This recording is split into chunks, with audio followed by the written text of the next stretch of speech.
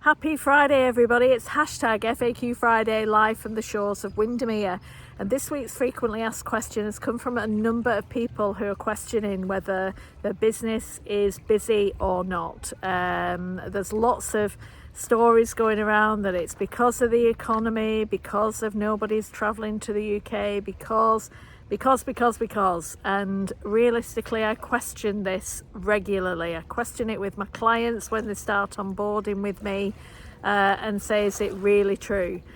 Because if you are focused on your ideal client and you are focused on ensuring that you make the solution to their problems or the gain to the issues that they might have, that you are actually creating a compelling reason to come and stay with you or buy off you, whatever it may be. Really look at all the questions that you currently are asking yourself.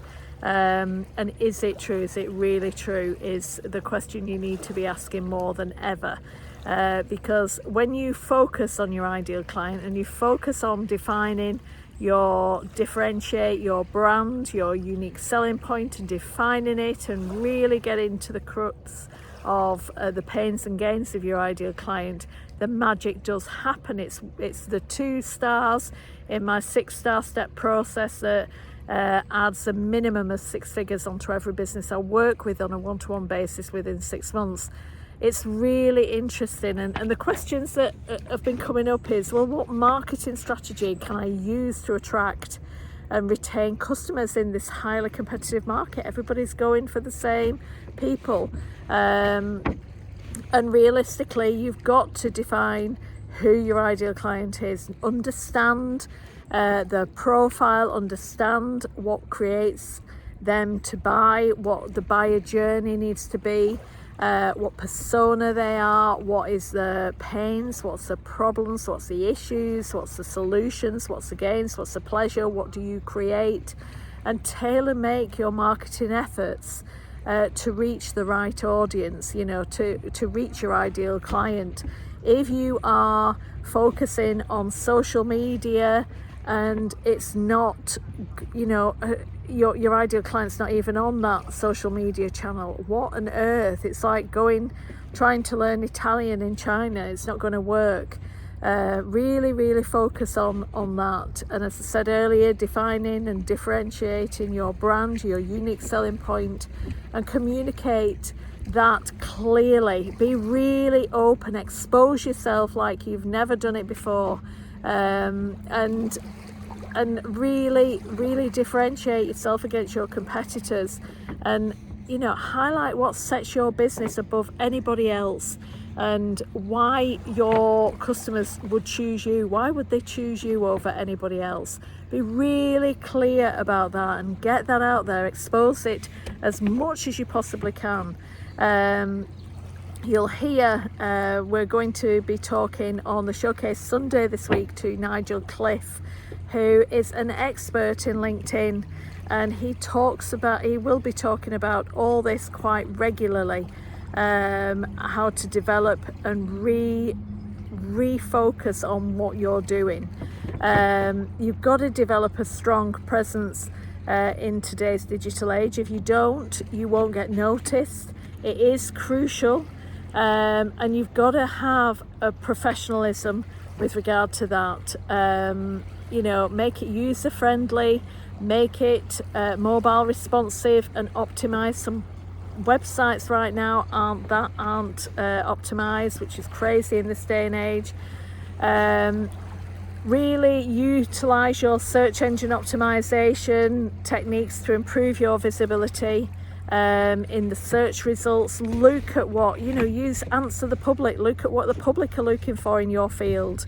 And leverage your social media platforms that your ideal clients on, or the people who know your ideal client are on, and really use your content marketing, your email marketing, your newsletters to engage with your audience. It's about your audience, it's about your ideal clients. It's not about you, it's never about you.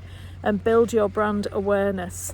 but really offer compelling content. Really focus on your compelling content and create valuable and relevant content that really resonates with your ideal client.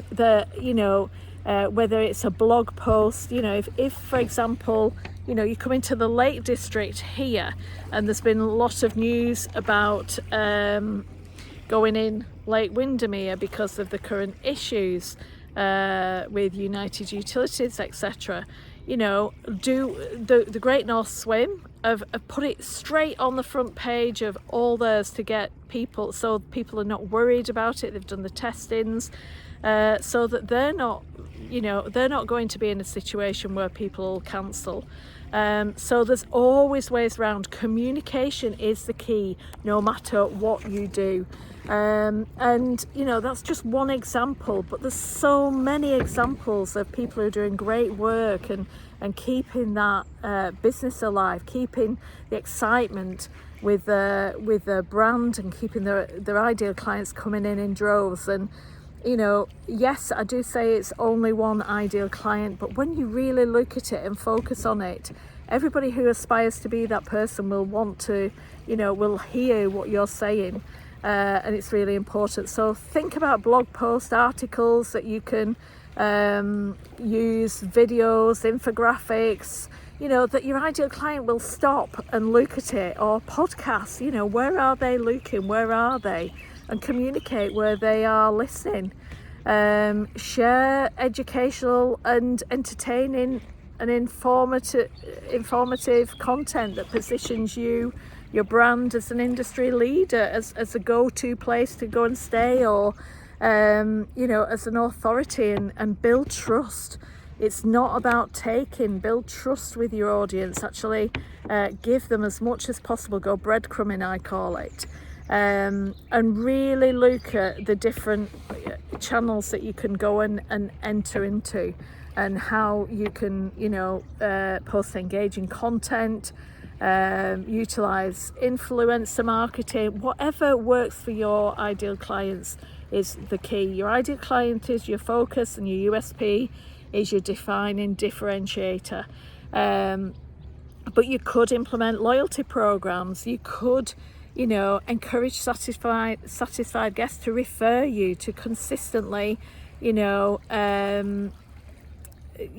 have discounts or incentives, or whatever works for your ideal client, providing exclusive discounts or VIP benefits. I always prefer the value-added extras than discounts. Discounts are devaluing, and added value extra is adding value. But your big thing is, when you promise something, deliver it. Deliver it. Exceptional customer service. It has to be the must, because, for example, and all the chefs out there will be shouting and screaming at me right now. If you have a bad meal somewhere, but you've had exceptional customer service, you'll go back. If you have a good meal but awful customer service, you'll question whether to go back or not. And really think about this. And then look at how you respond to inquiries, and are you getting back to people promptly?